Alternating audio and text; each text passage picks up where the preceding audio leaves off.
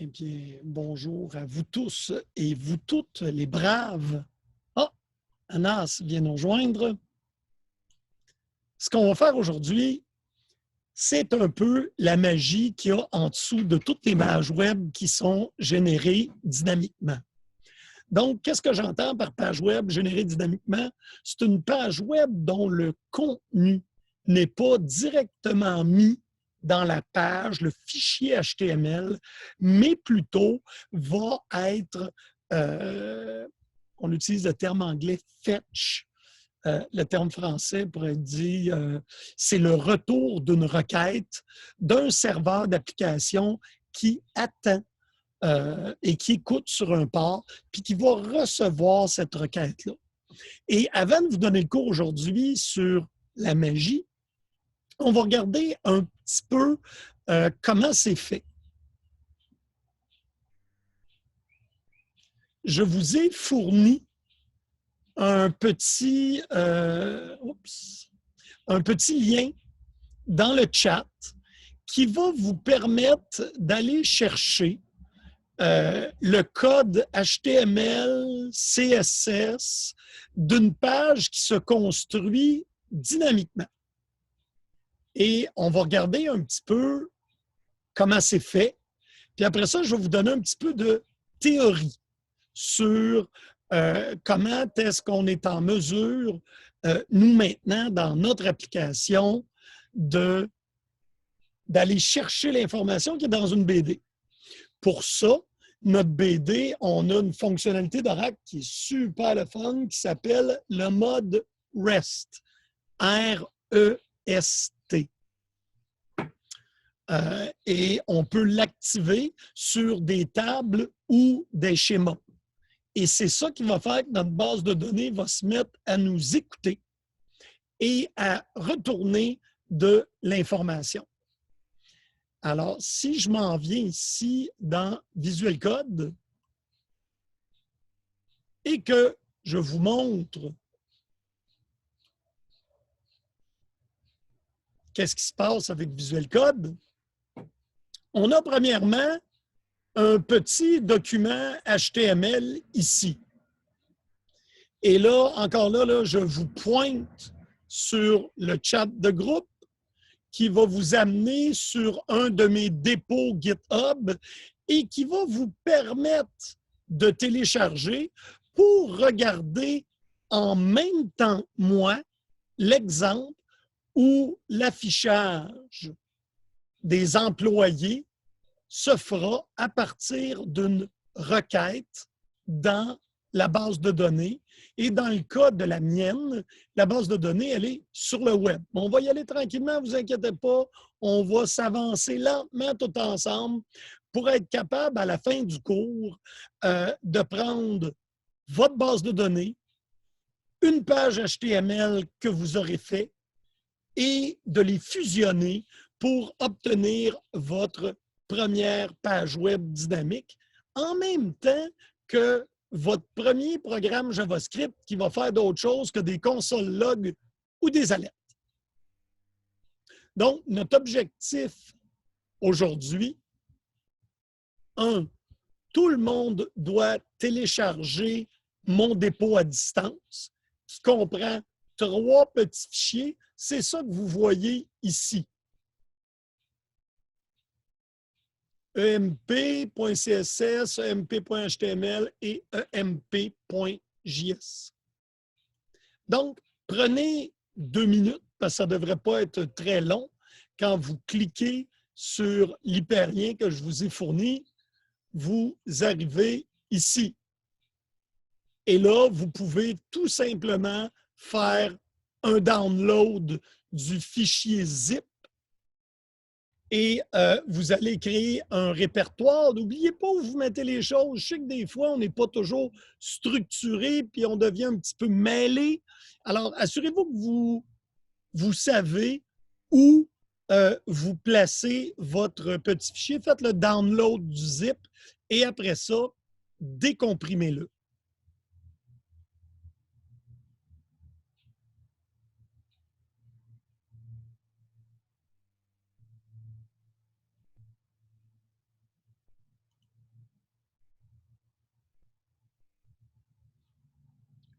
une fois qu'il est décomprimé, démarrez votre outil de ligne de commande et allez dans le répertoire où vous avez décomprimé EMP.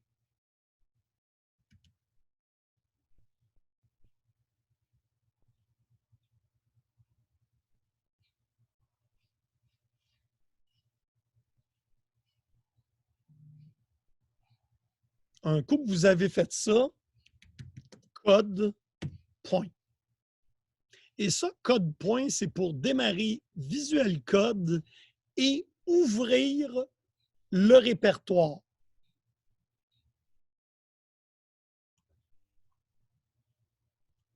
Puis là, vous allez avoir quelque chose qui ressemble à ça. Fait que là, j'y vais lentement pour Priscille. J'ai donné le URL juste au-dessus dans le chat.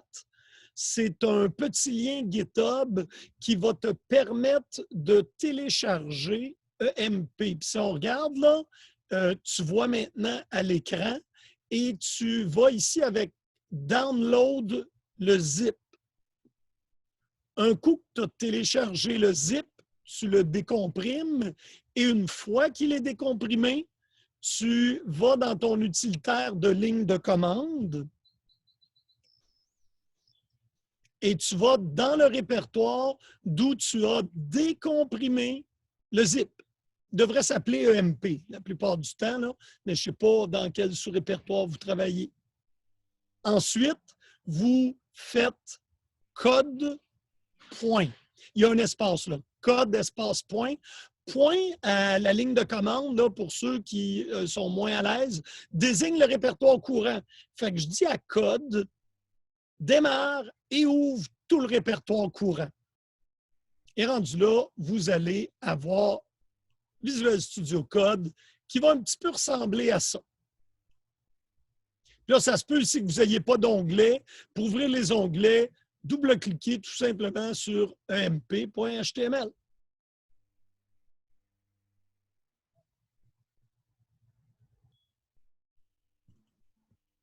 Donc, un coup qu'on est là, ce qu'on a ici, c'est notre document HTML. Par contre, je vais vous demander d'installer une extension. Ça va vous permettre d'ouvrir directement à partir de Visual Code un navigateur. Regardez bien, je vais le faire. Je le ferme. Voyez-vous, j'ai Go Live ici en bas.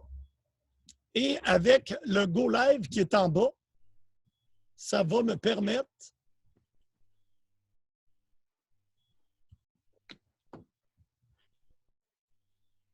excusez, ça c'est notre chat.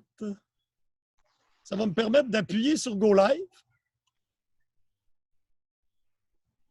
et mon navigateur par défaut va ouvrir la page que j'ai. Alors, c'est quand même le fun, ça vous évite d'avoir à partir une autre fenêtre. Alors, je vais vous montrer c'est quoi l'extension qui fait le boulot. Les extensions dans Visual Code, c'est cette espèce de carré où il y a 3 petits carrés.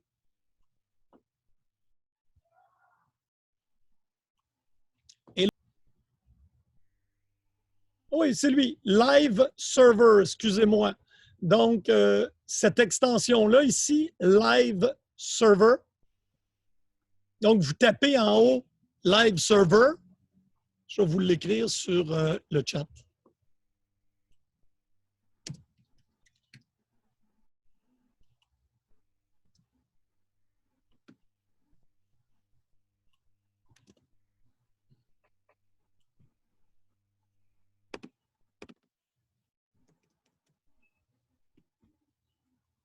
J'ai le même problème qu'Après-ça, je ne suis pas capable de taper.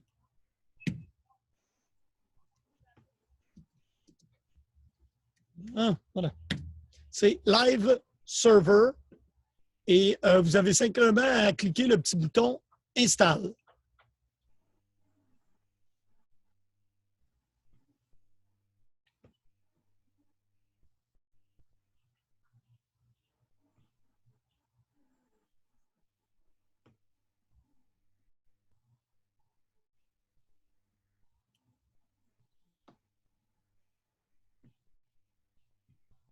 Donc, ça, c'est fait. Vous pouvez fermer l'onglet avec le Live Server. Il est maintenant installé. Ça se peut qu'ils vous disent qu'il doit redémarrer votre Visual Code. Dites-lui oui. De toute façon, il va réactualiser puis il va vous ramener votre connexion.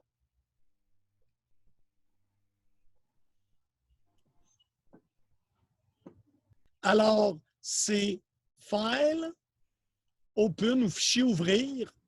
Et là, dans le navigateur, vous devez ouvrir le répertoire et pas le fichier. Vous voyez, là, je sélectionne aucun des fichiers et je fais Open.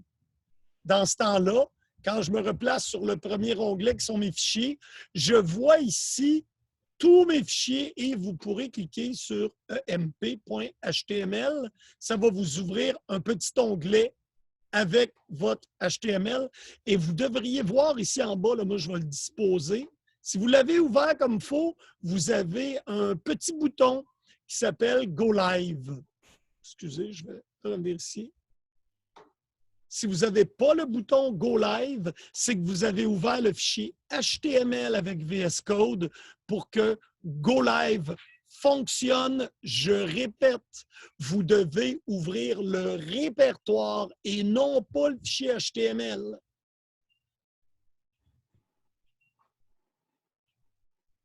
Après ça, un coup que le répertoire est ouvert, vous avez le petit EMP ici, là. Vous devez voir tous vos fichiers. Si vous l'avez ouvert comme ça, le petit bouton Go Live va être disponible sur votre navigateur, sur votre éditeur de code. Est-ce que j'en ai qui voient bien leur Go Live? Faites-moi signe sur le chat.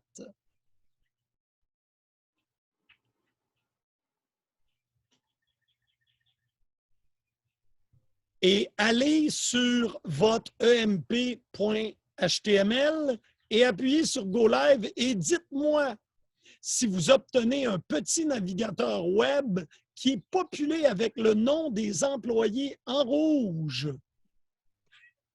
Okay. Donc, la partie de toute façon qui nous intéresse, elle est ici. Et en fait, une div et une span, ce sont des balises de type conteneur. C'est des balises HTML qui affichent rien, mais qui nous permettent de mettre dedans d'autres balises.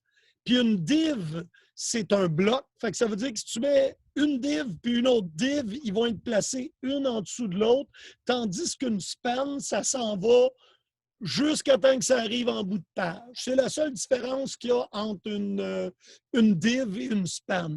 Donc, pour vos besoins, vous autres, vous retenez que c'est un conteneur dans lequel on met d'autres balises. Puis là, vous allez me dire, oui, mais monsieur, pourquoi est-ce qu'on prend la peine de mettre des balises à l'intérieur d'une autre? Ça va nous servir pour le CSS. Et après avoir discuté avec Gilles Philippe, j'ai su qu'au niveau CSS, oui, vous avez vu ce que c'était, mais comment s'en servir, ça a été un peu court dans votre cours. Alors, je vais quand même le regarder un petit peu, puis vous expliquer les sélecteurs. Mais vous voyez, j'ai aucun employé dans mon HTML. Comment est-ce que c'est fait? C'est là où vous allez regarder. Vous voyez ici, j'ai une balise. Ça va m'arriver aussi d'utiliser le terme anglophone tag, là, mais j'ai une balise qui vient dire que j'ai un programme JavaScript. On va aller le voir qui est EMP. Et là, ce qui va nous intéresser pour le moment, on va oublier le haut. On va s'en venir ici. Et CONST, est-ce qu'il y en a qui se souviennent à quoi ça sert le mot CONST? Gênez-vous pas, envoyez-le dans le chat. Ça va être une bonne pratique pour tout le monde.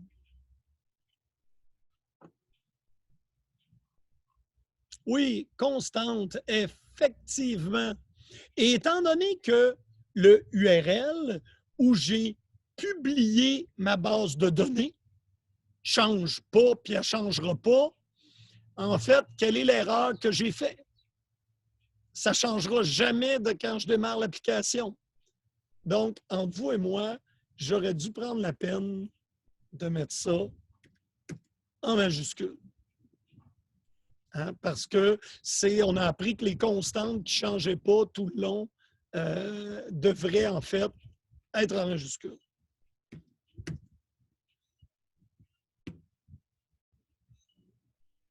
Je ne l'ai pas nulle part ailleurs.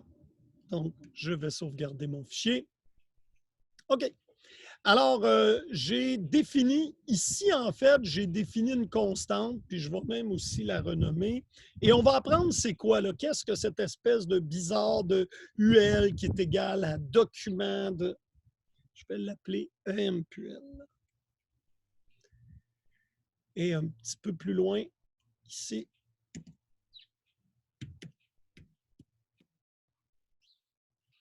Je pense que je suis correct.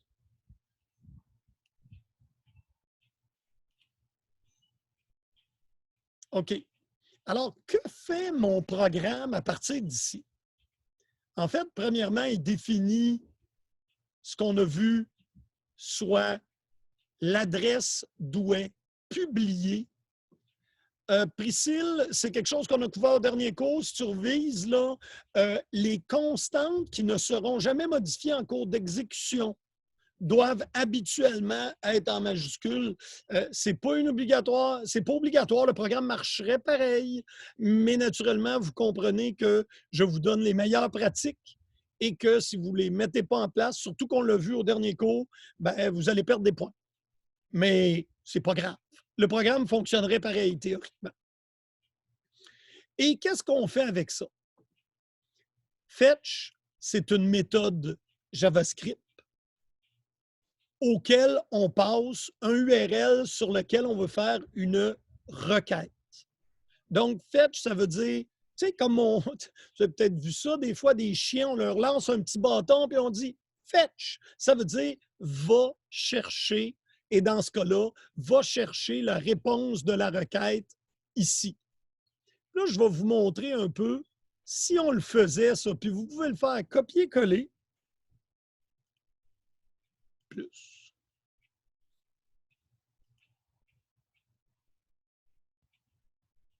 Mais monsieur, c'est horrible.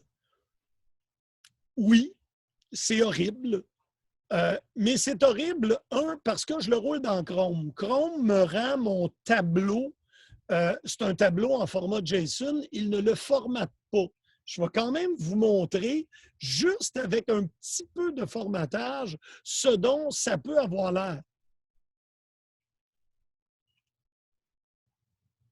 Ceux qui ont Firefox, là, vous voyez que c'est pas mal plus joli.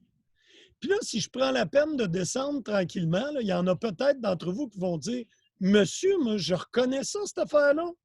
Ça semble être le contenu de la table EMP avec laquelle on a travaillé en SQL. » La réponse, c'est effectivement tout le contenu de la table.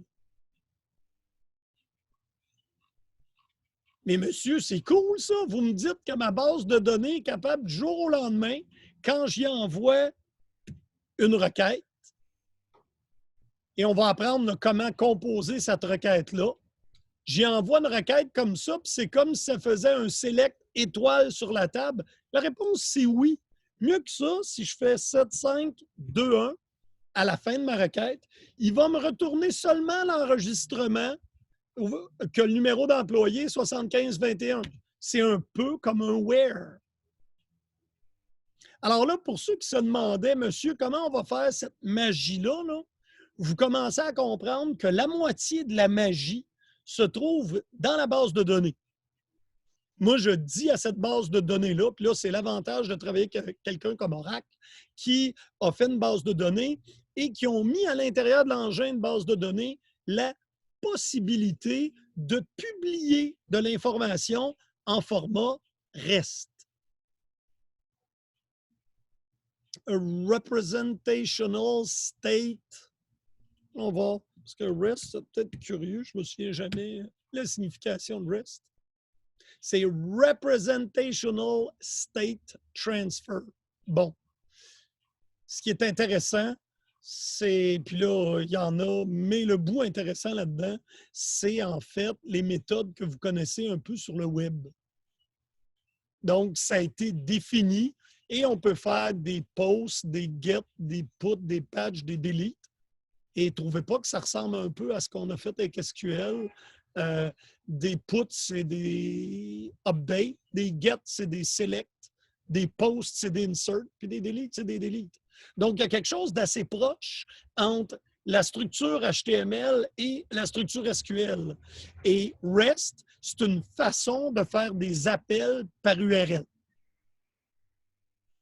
OK. Si monsieur, ça nous donne ça, puis en fait, en réalité, ça ressemble beaucoup plus à ça. Comment est-ce qu'on passe de ça ici à quelque chose qui est moins laid? Hein? À quelque chose qui a l'air de ça? Ben, c'est là où on a le beau travail qui est fait par notre programme JavaScript. C'est pour ça qu'on apprend à programmer en JavaScript. Fetch travaille avec Den. Et là, je ne peux pas passer beaucoup de temps pour vous expliquer, mais vous devez comprendre que JavaScript, c'est un langage asynchrone. Alors, si j'utilise pas Fetch chez Den, là, la requête sera envoyée, mon programme serait fini, puis je n'aurais pas encore su la réponse du serveur. Parce que c'est asynchrone. Donc, les commandes se font en JavaScript et n'attendent pas le résultat de la méthode qu'ils appellent. Asynchrone, c'est une bonne question, Amar. Ça s'écrit A-S-Y-N-C-H-R-O-N-E. Comme pas en même temps. Synchrone, en même temps. Asynchrone, pas en même temps. Et c'est la première fois que vous travaillez avec un langage asynchrone. En Java, si tu appelles une méthode, ben, ton appel de méthode, elle attend que ta méthode elle est terminée avant de continuer de s'exécuter. En JavaScript, ce n'est pas le cas. En JavaScript, les lignes de code s'effectuent les unes en arrière des autres. Oui, mais monsieur, c'est pas fini la méthode. Bien, pas fini, c'est tout. On continue. Et c'est pour ça qu'on a des méthodes de rappel. Et c'est ça ici que fait le point d'N.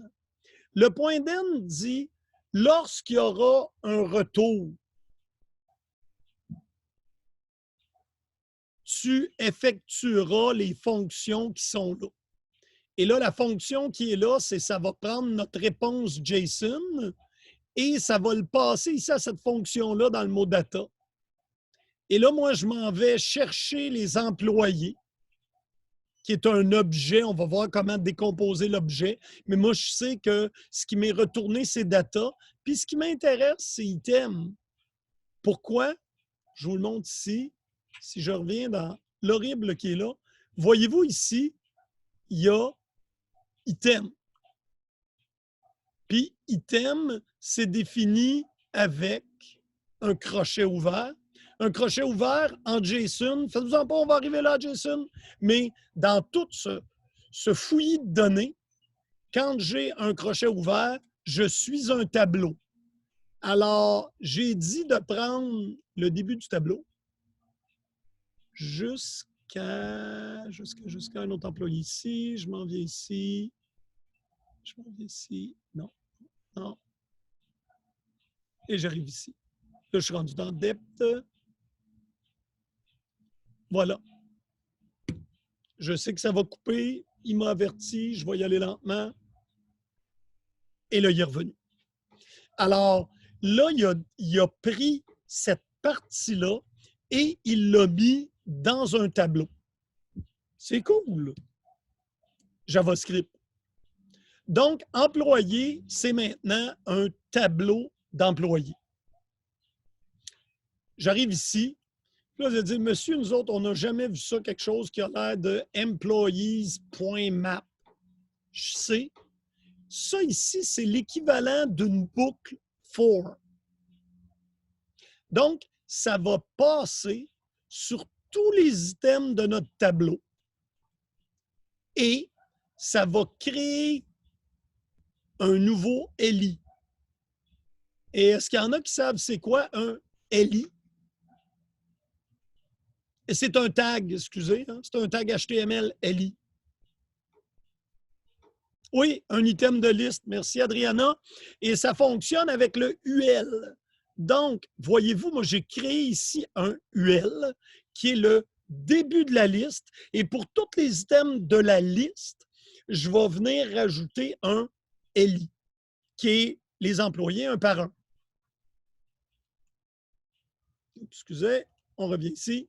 Donc, je rajoute une span pour mettre l'information de l'employé et je lui dis que span pointer HTML, donc le contenu de cette balise span, je vais mettre dedans le numéro d'employé et son nom. Et là, ben, ça va se faire, étant donné qu'ici, j'ai un employees.map, je suis dans une structure d'appel, je vais faire une boucle, puis je vais faire une itération pour chacun de mes employés, je vais les rajouter à ma liste. Et c'est comme ça qu'ici, c'est la même chose que si je m'en venais, puis manuellement, je venais insérer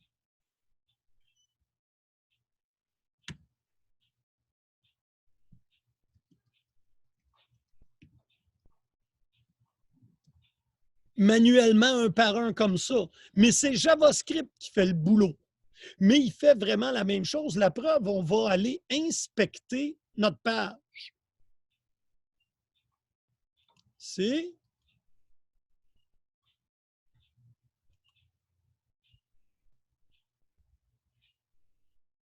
regardez ce que je vous ai dit. Il est venu créer une span et il a mis à l'intérieur le numéro de l'employé et son nom. Donc, les éléments de ma liste ont été peuplés tranquillement, pas vite, par ma petite boucle. Et là, vous pourriez me poser la question, oui, mais monsieur, là, si je ne les voulais pas, les employés au complet, qu'est-ce que je pourrais faire? Tu sais, mettons, je veux comme une recherche. Bien, en fait, on pourrait dire le type de job qu'on veut.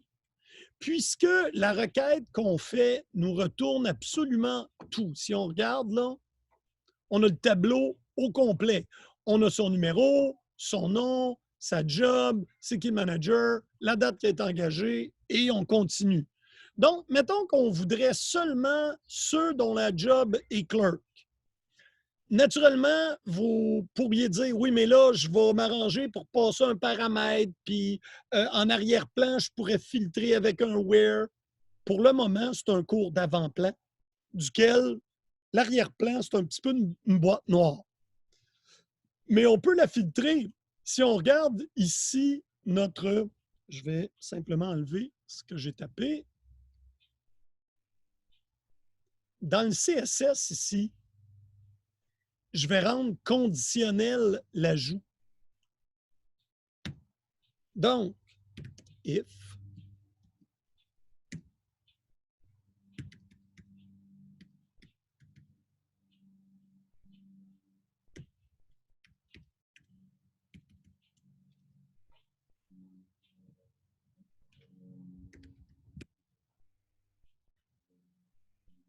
donc, si le poste de l'employé est égal à job, je vais maintenant faire ça ici. Je vais enlever et je vais me rendre jusqu'ici.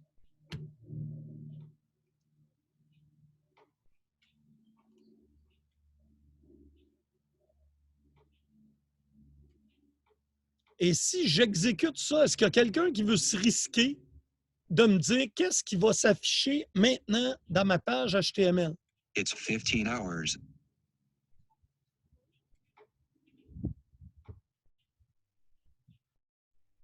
Ceux qui veulent parler, vous pouvez vous démuter.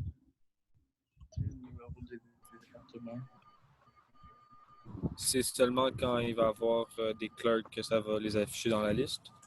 C'est ce qu'on va voir. Ça ressemble beaucoup à ça, mais on va voir si j'ai raison ou si Alexandre a raison. Je vais fermer et go live.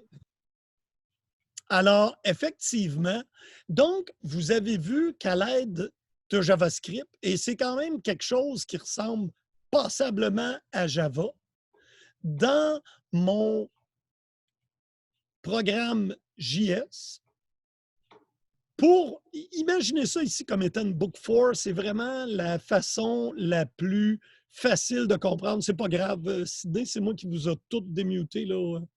Je sais que tu n'as pas fait par exprès, il n'y a pas de trouble. Alors, ici, à l'intérieur de la fonction qui fait les itérations, et vraiment, vous pouvez voir ça comme une boucle for, eh bien, on est venu dire, si la job est égale à clerk, ajoute un LI dans la liste. Sinon, ben, il ne fait rien.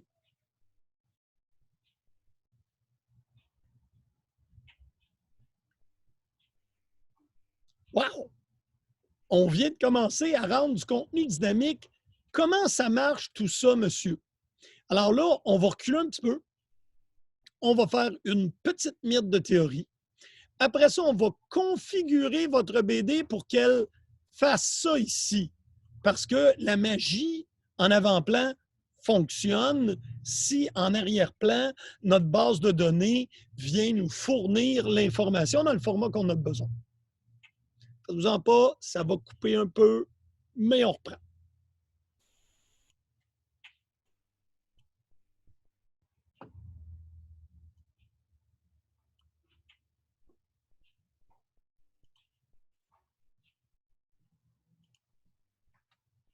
Est-ce que tout le monde voit bien ma présentation PowerPoint? Juste un ou deux qui me disent oui, là, je vais être bien heureux, je vais être sûr que tout le monde suit bien. Merci beaucoup. Donc, aujourd'hui, je vous parle de DOM. Monsieur, c'est quoi un DOM? Vous l'avez mentionné auparavant, puis on aimerait beaucoup mieux comprendre. Dans un navigateur, ce que vous avez l'habitude de voir, c'est soit une page HTML écrite en plat avec un paquet de caractères, soit le rendu graphique. Ouais, dans la tête de votre ordinateur, ce n'est pas tout à fait comme ça que ça se joue. En fait, dans la tête de votre navigateur. Lorsque le navigateur reçoit les caractères ASCII qui composent votre page HTML, il les regarde, les décompose et en fait, de l'anglais, il parse le HTML, il recherche les éléments et il va créer en mémoire vive une structure de données qui va représenter votre page HTML, mais qui est en fait un DOM. Et là, je vous explique lentement le petit diagramme que vous voyez. En haut à gauche, vous voyez le document. Bien, le document, c'est la page HTML actuellement chargée. Et vous connaissez au moins, bon, en dessous, c'est HTML. Si vous ne saviez pas, tous les documents HTML doivent contenir le tag HTML pour dire au navigateur, c'est du HTML. En dessous de ça, vous avez vu dans vos cours d'introduction HTML, on a l'élément head pour en tête et l'élément du corps HTML, body. Et à l'intérieur du head, on peut mettre, bon, j'ai l'élément titre, je pourrais en avoir d'autres, mais on va laisser ça là. Dans mon exemple, j'ai l'élément titre et l'élément titre a une propriété texte duquel je peux rajouter mon titre. À l'intérieur du corps HTML, qui est le body, j'ai un élément H1, heading 1, qui est un titre, si on veut, qui s'appelle ici, qui contient le texte heading. J'ai un élément A qui me permet de faire un lien vers des fichiers externes. Je pourrais avoir un élément P qui est paragraphe. Je pourrais avoir un élément H2 et ainsi de suite. Donc, nous, en tant que programmeurs, JavaScript, on va interagir avec le DOM. Il faut comprendre comment c'est fait, mais un coup qu'on comprend que dans la mémoire de l'ordinateur, il n'y a pas des petits diagrammes puis du texte placé un peu de façon aléatoire, ça, c'est le navigateur qui le rend. Ce qu'il y a, c'est une structure de données qui s'appelle un DOM. On va regarder ici. DOM, en fait, c'est la représentation des données que comprend votre page. Et on a un API. API, c'est un terme compliqué pour dire une porte avec des méthodes contrôlées. API, c'est pour Application Programming Interface. Oups.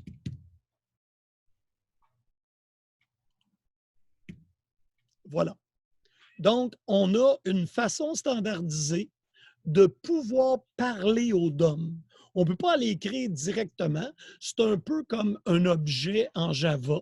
Ses propriétés sont privées. Donc, vous ne pouvez pas aller écrire dans le DOM autrement qu'en passant par les méthodes que les concepteurs du DOM ont fait. Et c'est un peu la même chose quand vous programmez de façon objet en Java.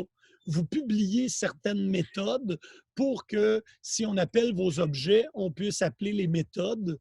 Bien, les méthodes que vous publiez pourraient être l'API de votre objet, tout simplement.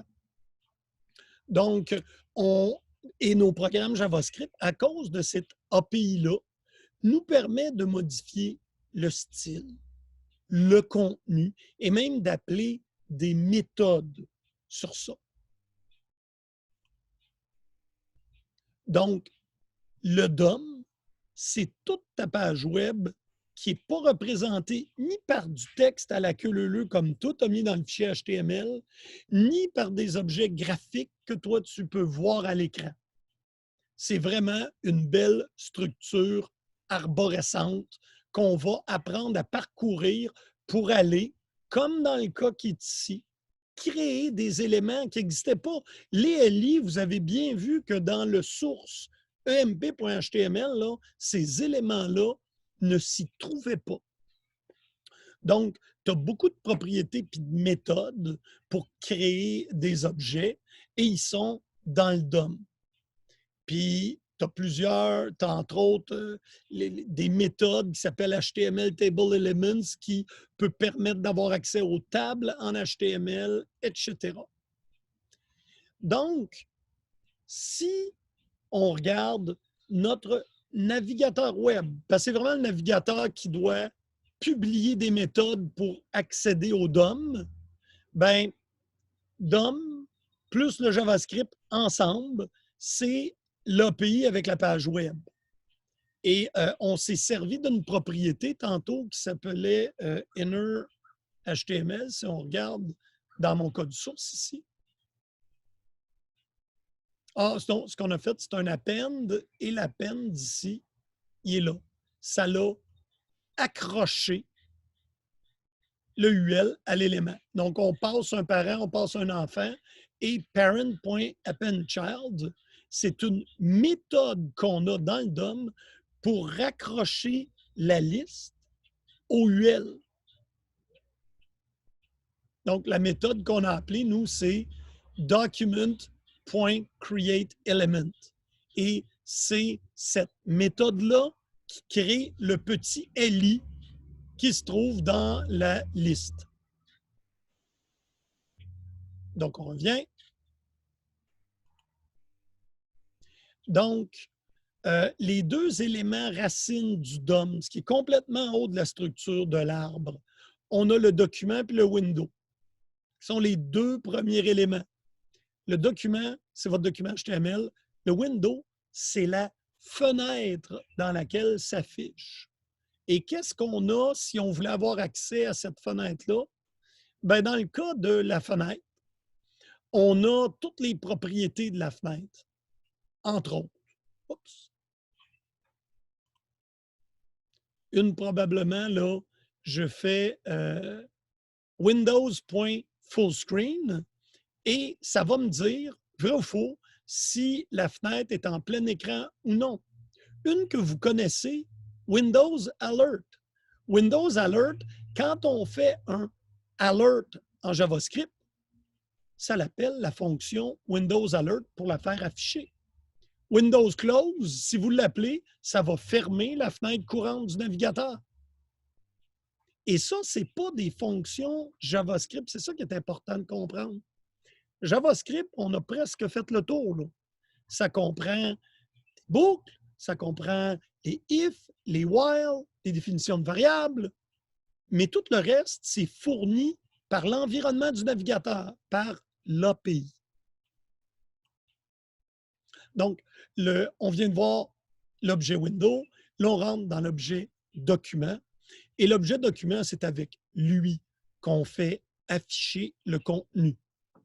Et là, par exemple, dans le DOM, je peux avoir la balise body, la balise table, UL, LI. En fait, toutes les balises que j'ai mises dans mon document HTML vont se retrouver ici.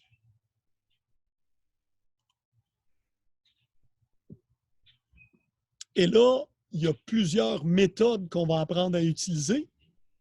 Puis en fonction du type de document, il y a un API qui est plus élevé. Hein, il y a des trucs qu'on peut faire en HTML qu'on ne peut pas faire, par exemple, en XML. Et l'interface habituellement dans laquelle on travaille, c'est HTML Document. Donc, c'est l'API qui a rapport aux pages HTML. En fait, regardez si ça commence à être intéressant. Document Last Style Sheet. Bien, Document Last Style Sheet, si on fait cette commande-là en JavaScript, ça va nous retourner la feuille de style qui est raccrochée à la page qui est chargée. Donc, l'interface de document pour les HTML, body va retourner le body, document cookie va nous permettre de lire le cookie, et probablement le plus utilisé, c'est la méthode getElementById. Monsieur getElementById, peut-être que ça vous dit quelque chose. Hein? Ça me dit, moi, que ça peut trouver un élément puis ça va procéder par ID. Mais qu'est-ce que c'est que ça, un ID d'élément? Bien, un ID d'élément, c'est ce qui me permet de localiser un élément. Et là, c'est là où vos compétences de CSS vont arriver à la rescousse. Donc, la première question, c'est est-ce que vous savez comment utiliser les sélecteurs CSS? En fait, savez-vous même c'est quoi un sélecteur CSS? Puis je vais vous demander de me l'indiquer dans le chat. C'est pas pour... comme dans les style sheets de HTML, on devait mettre des identifiants pour changer certaines caractéristiques de notre code. Oui, dans mais... style sheet HTML, c'est les petits tags pour chaque endroit, comme comme div, etc. On n'est pas loin, Alexandre. Effectivement, ça, on voit ça rapidement en CSS, puis on se dit, ah, ça sert à mettre des affaires accrochées après les balises HTML, et youpi, j'ai compris. Ah, c'est ça. Presque. Donc, vous connaissez un sélecteur, qui est probablement le sélecteur de balise, puis on va aller le voir. Donc, on va retourner dans notre Visual Studio Code et on va regarder ici notre CSS. Et là, ben moi, en fait, j'en ai pas de sélecteur. Alors, on va en profiter, un sélecteur de balise. On va arriver ici et on va mettre un H. Ah, ben regardez, j'ai un H1 ici qui est employé. Donc, en CSS, si je voudrais changer la couleur de la police de caractère pour tous les éléments HTML H1, je ferai H1.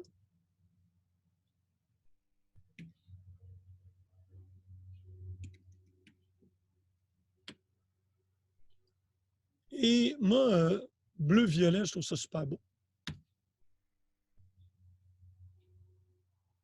Et là, si j'étais gentil, là, je l'aurais formaté comme il faut. Alors, une entrée de CSS, c'est composé d'un sélecteur pour dire à quoi j'applique ma propriété. Donc, ça ici, ça dit tous les éléments H1 du document HTML auquel ça s'est relié, je veux que ça s'affiche en bleu violet. Allons voir qu'est-ce que ça dit.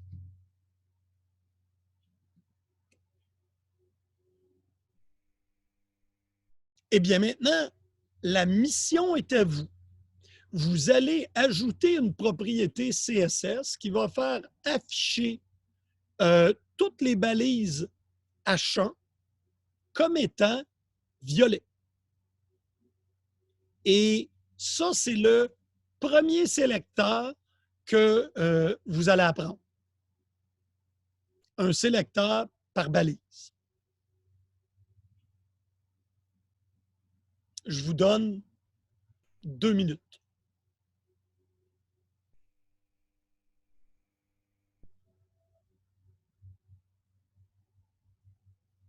Et s'il y en a qui ont besoin de passer à la salle de bain, de faire des petits trucs pendant un petit 5 minutes, là, ce serait le bon moment. Faites ça, allez-y, puis on se retrouve dans 5 minutes. Là. Vous avez le droit de prendre une petite pause. Étant donné qu'on était jeudi, moi, personnellement, j'aurais poursuivi jusqu'à peu près 40 si ça vous convient. S'il y en a que ça ne leur convient pas, dites monsieur, je ne suis pas capable, il n'y a pas de problème, vous pouvez m'aviser. Et dans ce cas-là, je vais faire une pause formelle parce que je viens de me rendre compte qu'il est quand même déjà 3h15. Et je dois avouer que la dernière chose qu'il nous reste à faire, c'est de REST enable la base de données. Donc là, on va y aller avec des sélecteurs un petit peu plus spécifiques pour comment changer des trucs sur une page. Les sélecteurs comme médias, etc. Non, les sélecteurs comme point puis dièse, soit des sélecteurs par classe, puis des sélecteurs par ID d'éléments HTML. Parce que là, si tu me disais, oui, mais si j'ai 3 éléments H1, puis que je veux juste que le premier soit mauve, ou le premier puis le troisième, comment je peux faire? Puis là, ben, on peut définir dans l'élément H1 une classe ou un ID. Un ID, ça doit être unique, un peu comme une base de données d'ailleurs. On peut mettre un ID au tag H1 le premier, puis en mettre un autre. Puis ça, c'est cette façon-là qu'on peut faire apparaître des choses et que ce soit en CSS ou en JavaScript. Parce qu'en JavaScript, on a accès à toutes les propriétés du CSS. Vous pourriez dire, oui, mais monsieur, ça veut dire que je pourrais ne pas faire de CSS et dans mon JavaScript, faire un bout qui s'appelle format de page, puis là, utiliser des sélecteurs et appliquer des attributs, la réponse, c'est oui.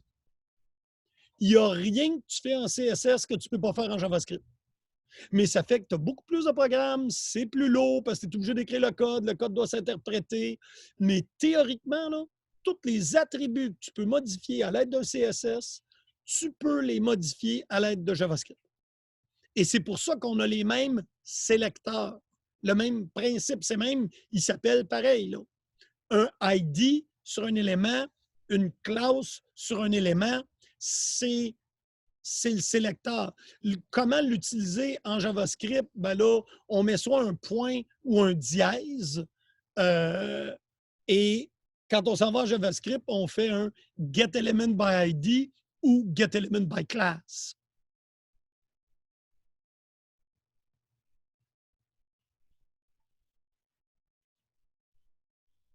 Est-ce qu'il y en a qui n'ont pas été capables d'appliquer le violet sur le tag H1 et qui aimeraient que je leur donne un coup de main? Parce qu'il n'y a pas de problème. Je comprends qu'il y en a beaucoup à comprendre. Là. Naturellement, moi, je bâtis sur ce qui a été fait dans les cours HTML, CSS avant, mais je comprends que vous n'avez pas été très loin. C'est pour ça que je veux m'assurer que vous vous remettez un peu dedans.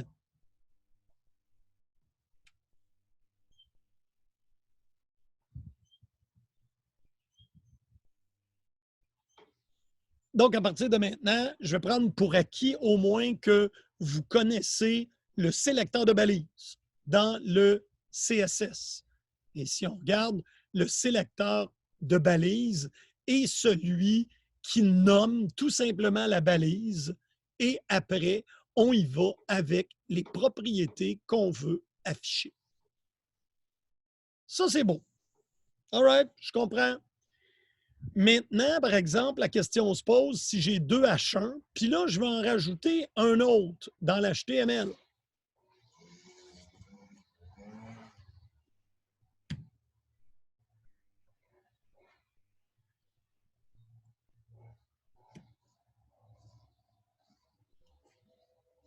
Oups, excusez.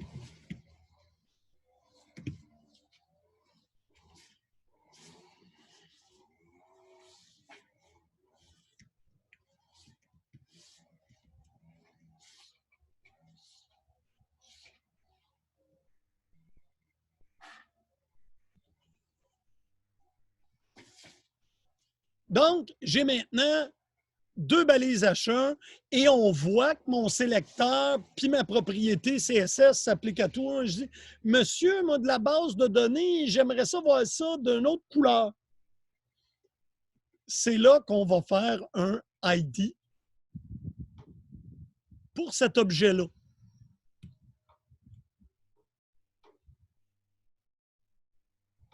Et il y en a un ici. Voyez-vous, ce span-là, il y a un ID. Alors, ce n'est pas compliqué. Pour rajouter un ID, on fait ID égale double guillemet, puis on va appeler ça titre 2, par exemple.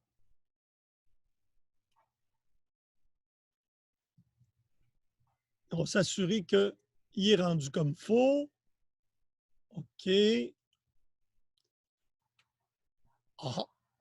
Donc, oui, mais vous me dites, monsieur, il ne se passe rien, là? Oui, vous l'avez peut-être appelé autrement, mais c'est toujours un H1. Et le H1 s'applique à tout ça. C'est bon, mais là, je veux juste aller affecter cet élément-là.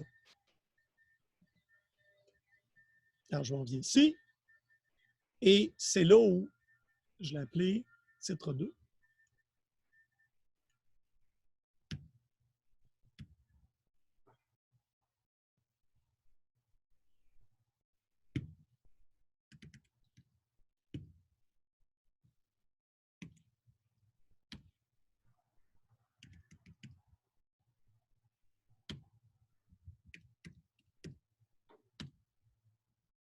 Alors là, maintenant, j'ai le dièse dit au sélecteur que ça devient un sélecteur de ID.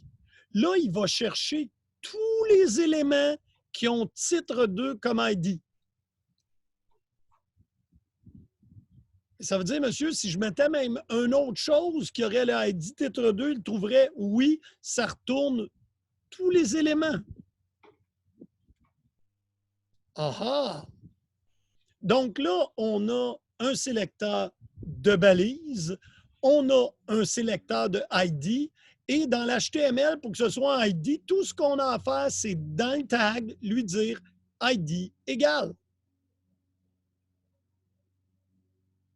Et oui, mais si on en avait plusieurs, parce qu'un ID, habituellement, c'est réservé pour un élément, ben, on pourrait, dans ce cas-là, créer une classe. Une classe, on peut donner ça à plusieurs éléments, puis ça nous permet de contrôler une classe, c'est un groupe d'éléments. Et pour faire une classe, ce n'est pas particulièrement difficile. Je vais en faire un titre H2.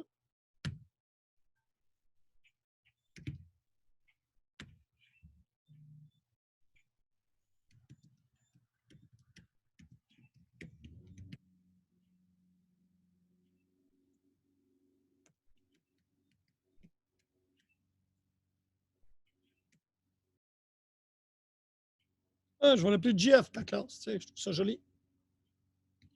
Maintenant, comment je vais y référer en CSS? Tout simplement avec un point.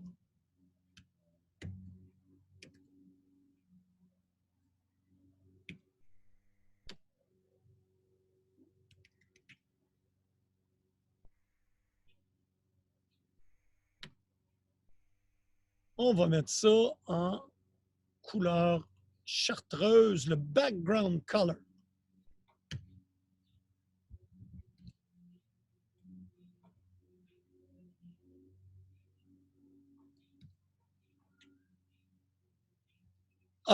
Presque. Adriana, la classe, c'est un point. Le ID, c'est un dièse. La balise, c'est le nom de la balise. Mais c'est une bonne question. Alors, vous connaissez maintenant 3 sélecteurs.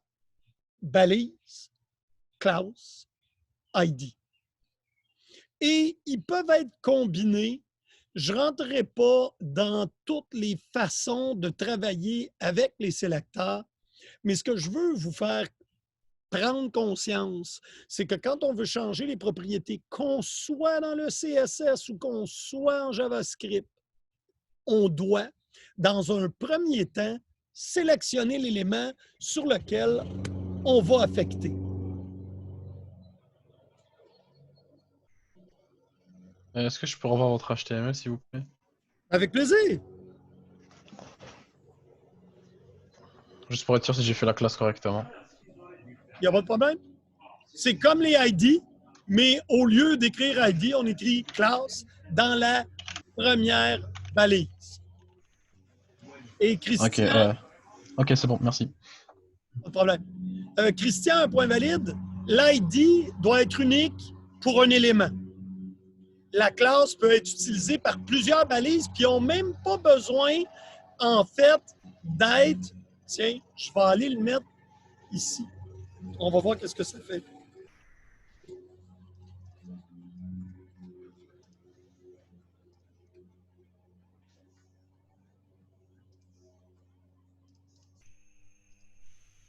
Alors là, on a un H1 et un H2, là, qui n'ont pas du tout la même balise. Là. Mon H1 et mon H2, c'est 2 balises différentes. Vous me dites, oui, monsieur, c'est des H, c'est pas grave. Ça aurait pu être un P, il n'y aurait pas eu de problème. Donc, les classes, c'est pour du formatage qu'on veut faire sur plusieurs éléments. L'ID, c'est pour un et un seul élément.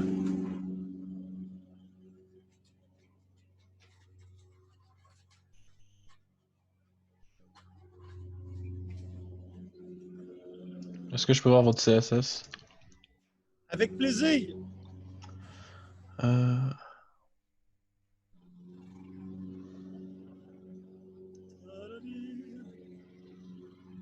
J'ai pas réussi à mettre le background color. Ah, si. C'est bizarre.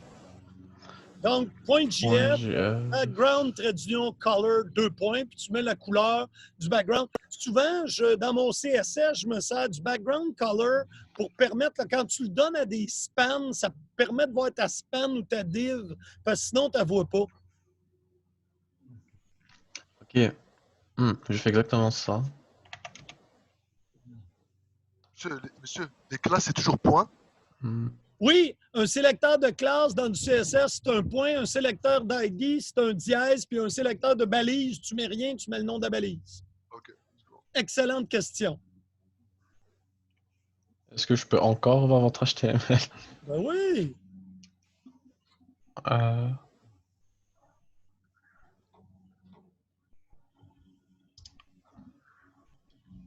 C'est peut-être les espaces entre Non. les égales? C'est rare que c'est ça, non? Je sais pas, alors c'est quoi mon problème? Ben, quand tu as un problème, premièrement, dans ton navigateur, je te propose de faire Inspect éléments. Et ensuite, tu as Style Editor. Et là, tu peux t'en venir ici. Mettons, si on veut savoir qu'est-ce qui s'applique, là, j'ai cliqué sur Employé, puis tu vois dessus, il monte à droite ici le CSS qui s'applique. Je peux même les enlever. Ils sont dynamiques. Ok. Pour JF, moi, ça me fait rien.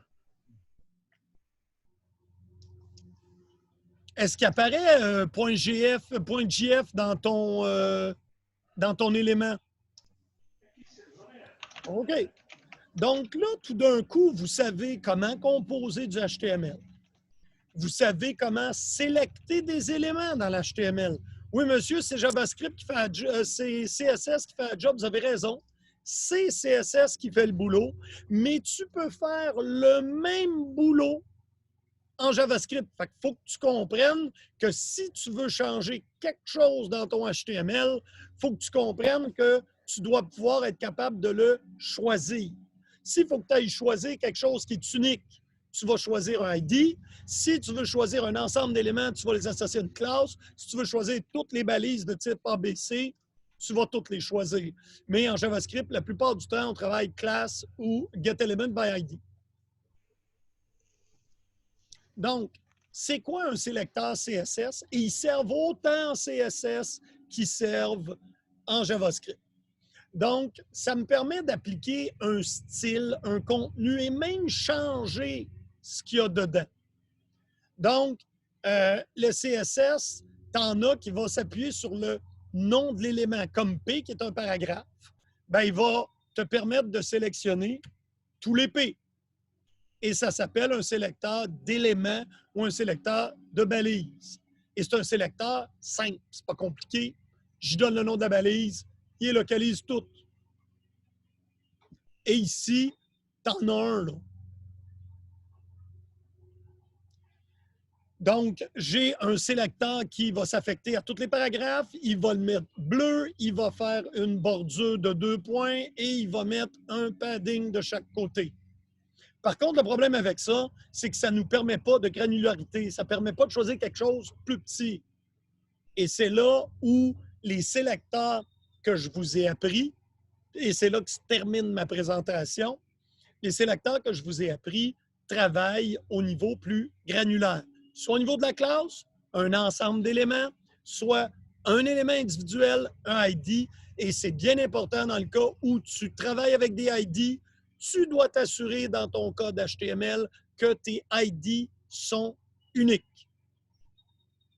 Maintenant, avant de se laisser, on va activer le mode REST sur votre propre BD. Et je vais déposer là, le PowerPoint où je suis rendu dans le drive partagé. Donc, je crois avoir envoyé un courriel, mais là, je peux me tromper. Je crois vous avoir envoyé un courriel qui pointait sur ce document-là. En fait, un MIO, pour être précis. Instruction afin d'activer le mode REST de votre BD. Est-ce que je me trompe?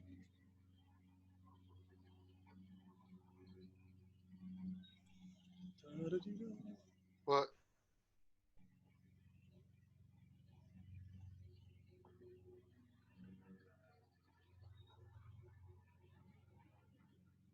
Donc, là, je vais vous demander, tout le monde, d'effectuer les instructions qu'il y a dans le petit document. Et je vais peut-être vous fournir des explications. Parce que là, vous devriez tout avoir, soit une BD locale sur VirtualBox, soit une base de données dans le cloud. Oups! Priscille est chanceuse, j'avais réaffiché ma liste. Rebonjour Priscille! Bonjour. Bon, tu es revenu avec nous? Je vais te demander de charger le document là, que je vous ai envoyé un MIO la semaine dernière. Vous allez aller sur Instructions afin d'activer le mode REST de votre base de données. Et pour ça, il faut que vous ayez créé vos tables à partir de votre modèle dans votre base de données. Que celui-ci soit localement avec VirtualBox ou dans le cloud. La seule nuance, c'est qu'avec le cloud, le lien URL est un petit peu plus compliqué, mais c'est juste le préfixe.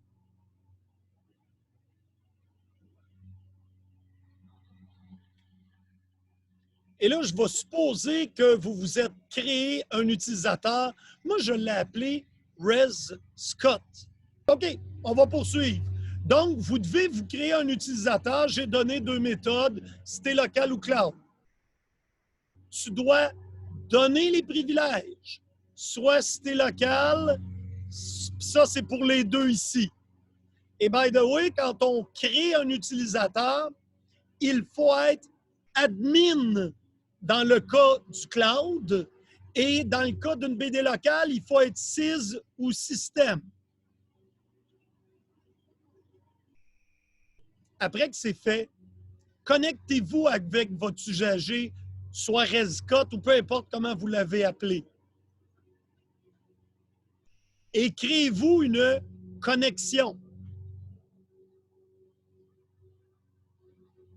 Un coup que ta connexion est faite, ben là, tu crées tes tables dans Rescott. Ceux qui avaient créé dans le cloud un TP2, si vous avez fait un autre usager puis il s'appelle TP2, il n'y a pas de problème, tu peux utiliser TP2.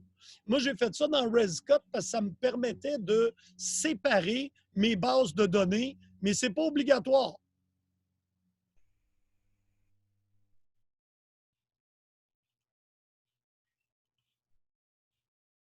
Hop, il y en a deux qui sont partis. Admit, admit.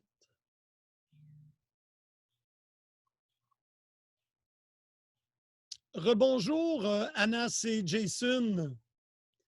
Alors, j'ai aussi fourni un script qui s'appelle bdemp rest.sql. Et c'est ça qui fait la magie.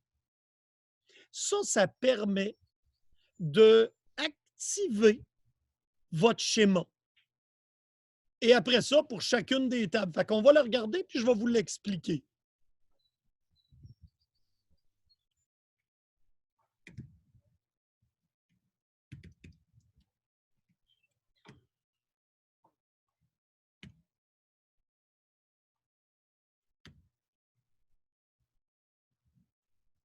OK.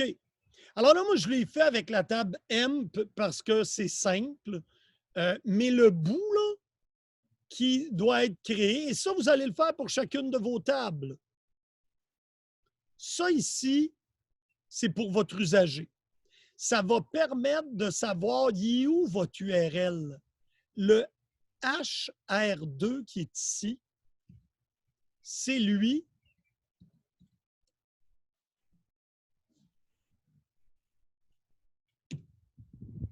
Qui se trouve ici. Tout le reste, là, c'est une partie fixe. Mais la partie HR2, et là, adhère, tu peux ou pas te faire deux utilisateurs. Moi, je préfère tout avoir dans un endroit parce qu'après ça, il faut tout que tu réessayes. Vous allez m'envoyer vos scripts de création, vos scripts d'insert. Si tu les as jamais essayés, là, fie-toi pas que moi, j'aurais pas de misère, là. Donc, tu fais tout le boulot, puis après ça, tu recommences, puis là, au lieu de s'appeler Rescott, tu l'appelleras Reste donc chez vous. OK. Donc, dans le script, ici, la partie importante, ça ici, c'est ce qui détermine le URL en haut. Et ça, c'est l'usager dans lequel tu as mis tes tables de ton application. Puis après ça, pour chacune des tables, je suis désolé, ça va couper, mais on revient. Alors, pour chacune de tes tables, ici, moi, j'ai mis l'objet EMP. Ben là, toi, tu vas mettre l'objet commande, l'objet produit, l'objet... Et tu n'oublies pas de changer l'alias. L'alias, c'est après le URL, si on regarde ici, il est là. HR2, on fait ça une fois, c'est pour toute l'application. Et l'alias, c'est comment va s'appeler la table dans le URL. Là, tu pourrais me dire, monsieur, je peux-tu l'appeler EMP? Il n'y a pas de problème. Tu as le droit de l'appeler le nom de la table. Mais je te dis, il y a deux choses à changer.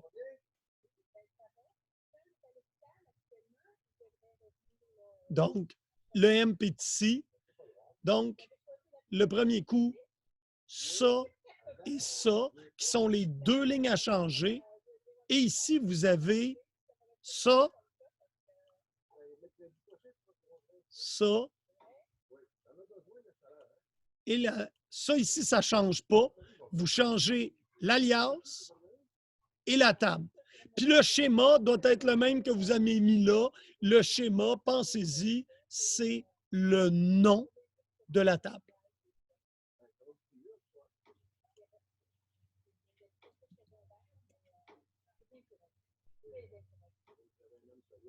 Et un coup que vous avez fait ça, dans le document, c'est assez clair comment aller chercher votre URL. Si vous êtes sur le cloud, les instructions, il faut que vous loguez. Vous allez ici, cliquez votre BD, service, développement, ici. Puis là, vous allez être capable de trouver, ici, là, le URL, c'est là que se trouve toute la partie à gauche. La partie à droite, c'est /HR2/employé. Oui, Christian, je vais y revenir, il n'y a pas de problème. ORDS. Puis, c'est ici que tu mets ton autre alias, puis après ça, ta table. Oups. Voilà. Et à partir de là, ça va devenir, tu vas le tester en mettant ça dans ton navigateur, puis tu devrais avoir la même réponse que moi. Toute ta table employée si tu l'as fait sur employé. Dans un mode local, c'est un peu plus simple. Ça, c'est le URL et cette partie-là était effectivement la partie là, à ramener.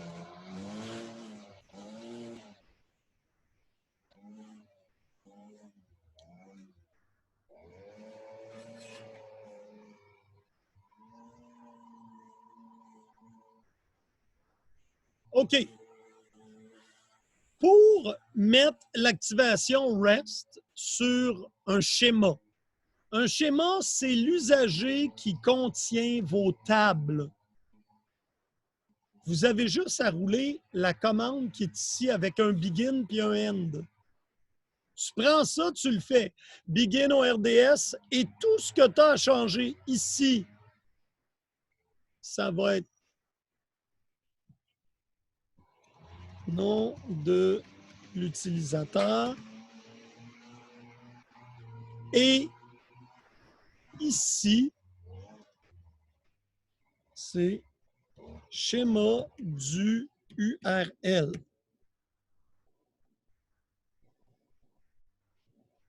Donc, si ton usager s'appelle Aline, A-L-I-N-E, et que tu veux partager ça sous le nom de AL, tu as le droit. Parfait, tout est beau. Et tu vas exécuter cette commande-là, copier-coller dans SQL Developer. Copie.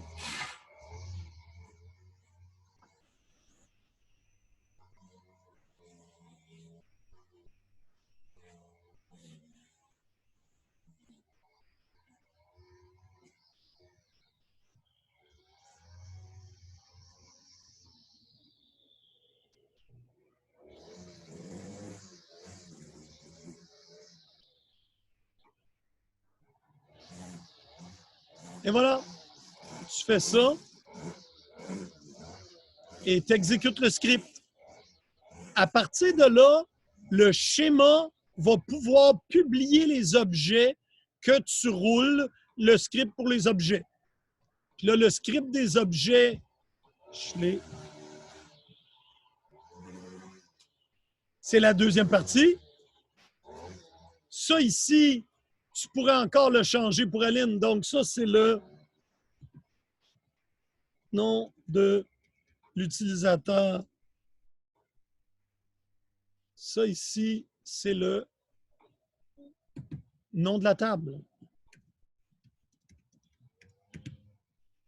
Et ça ici à la fin, c'est partie du URL de la table. Donc, dans le premier, tu as deux choses à changer.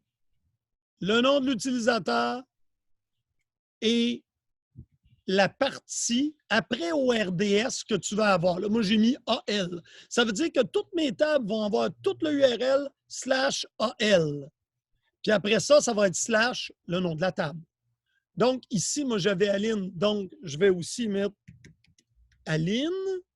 Le nom de la table, mettons que c'est produit. et je voudrais que le URL soit prod. Copier-coller. Dans SQL Développeur. Donc, j'enlève ça, CTRL-V, et j'exécute le script. Christian, est-ce que ça a répondu à la question?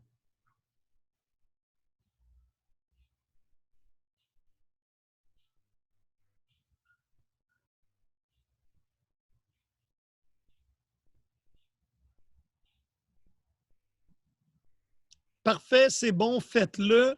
Là, moi, je vous laisse avec comme devoir d'actualiser votre BD pour la mettre Rest Enable, mais ne vous inquiétez pas, là, vous savez que lundi, on n'a pas de cours.